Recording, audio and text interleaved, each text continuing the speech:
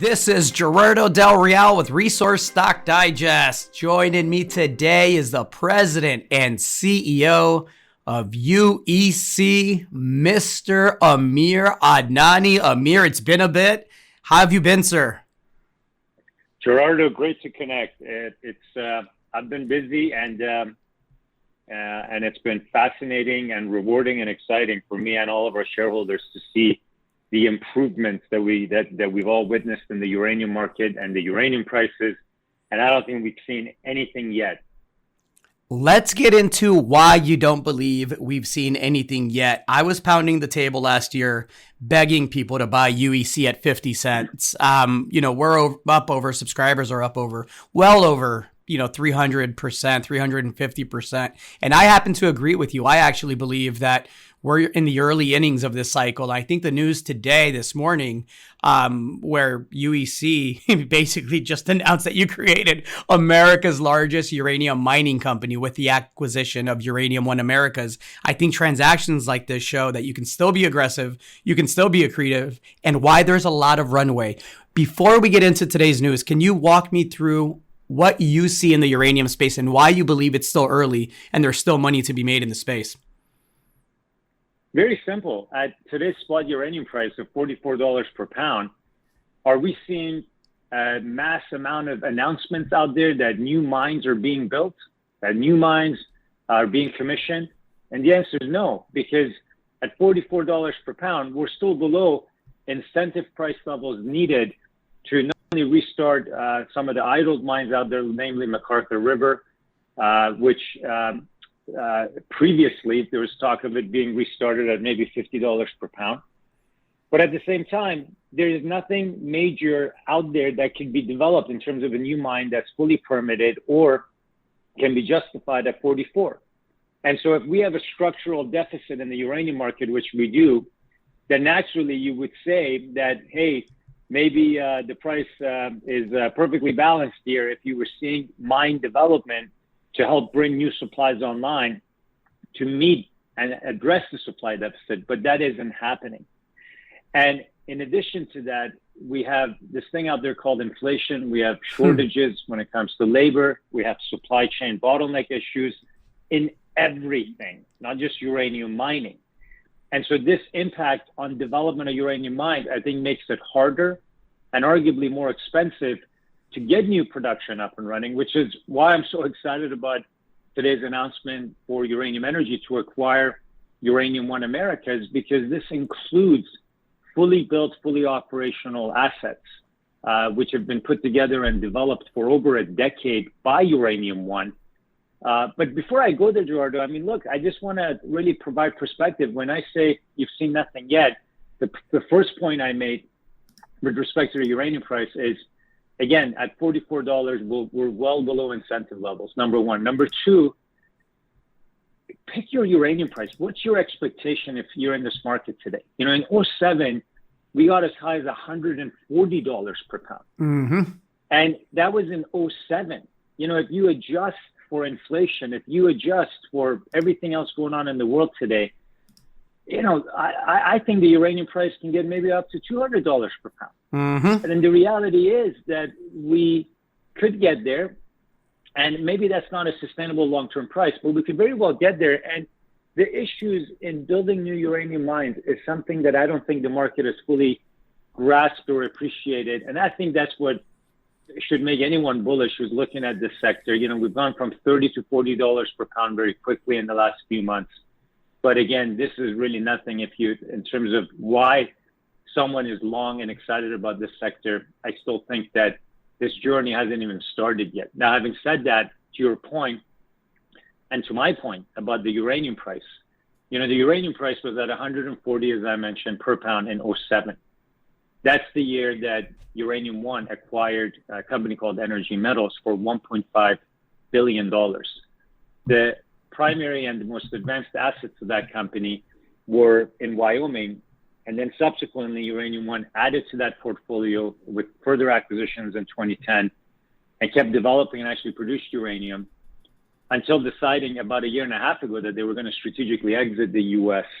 And this is where the opportunity for us came up. And so if you think about it, to acquire for $130 million today, assets that, and today at $40 uranium, right? Assets that were worth almost $1.5 billion in 2007 at $140 uranium, goes to show, to your point, that there are in fact incredible opportunities out there. This is a very unique and rare situation because not every company could have pulled this off. Not every company had the bandwidth and the balance sheet and the strength to pull this off. We came into this acquisition reporting as of October 26th, just about a week ago, $235 million of cash and liquid assets on our balance sheet. So we were in a position where this acquisition could be fully funded for us.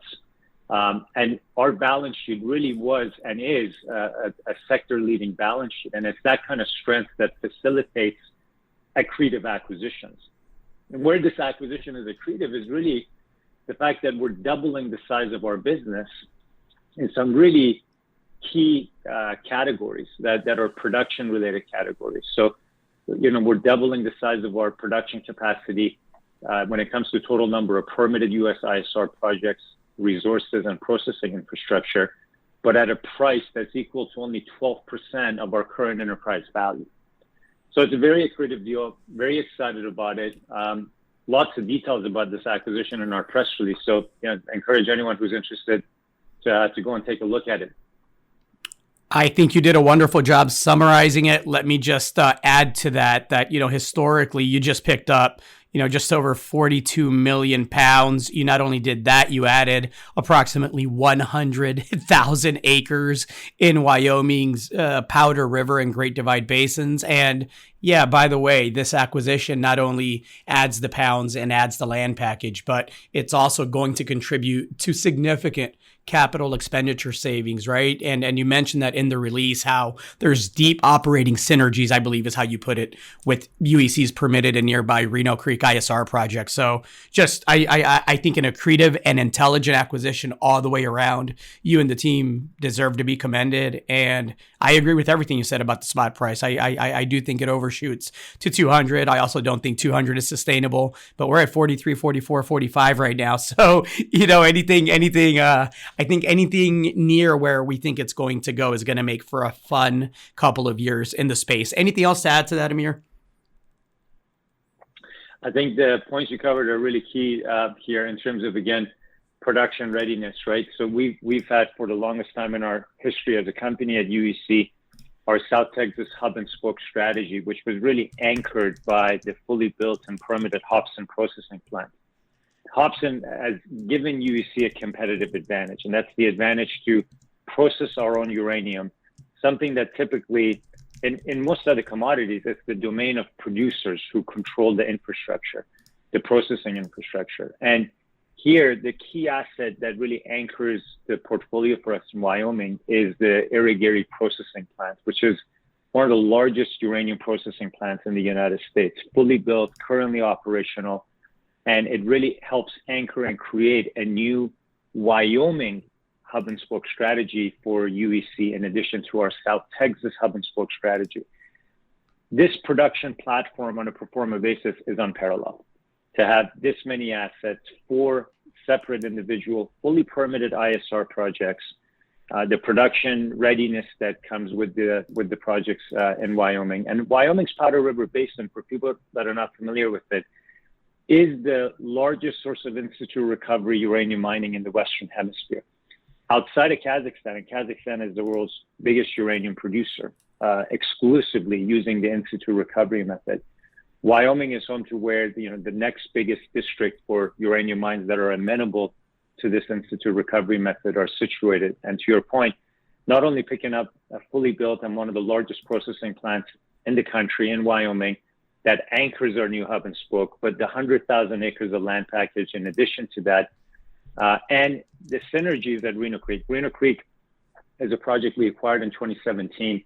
It's the largest pre-construction, fully permitted ISR project in the country, and it's only 45 miles away from the Eri-Gary processing plant. So now we save the capital that otherwise would have been needed to build a central processing plant at Reno Creek, because we can now instead ship uranium-loaded resin to Eri-Gary, benefit from that infrastructure, and again, cost savings, operating synergies, and creating scale, creating big scale. And this is all complemented and really augmented, Gerardo, with the 4.1 million pounds of physical uranium that we've contracted for, as we disclosed again recently, at an average cost of $32 per pound. So what we have here is absolutely unparalleled in the sense that before uranium prices took off, we got out there and we contracted to purchase uranium at fixed prices with fixed delivery dates between now and December of 2025. At $32 per pound, we're well below where the cost of production is globally for most producers. In fact, even our own all-in costs for these assets in the U.S. will be, around the high 20s or kind of $30 per pound range. And so without any capex or operating risk, we've locked in 4.1 million pounds of inventory that will be available to us that would accelerate cash flows as we go back into production, because in the early days, we can deliver from inventory we already have secured while these production-ready assets ramp up and come in. So the combination of the inventory secured at such a low cost and the permits and the infrastructure and the production capability, I think gives UEC a platform that you simply don't see out there in any other uranium company our size. Amir, congratulations to you and the team again on this deal. I've known you for several years now. I suspect you're not done making deals. I'll leave that there. Thank you so much for your time today and looking forward to having you back on. Thank you, Gerardo. Looking forward to it as well.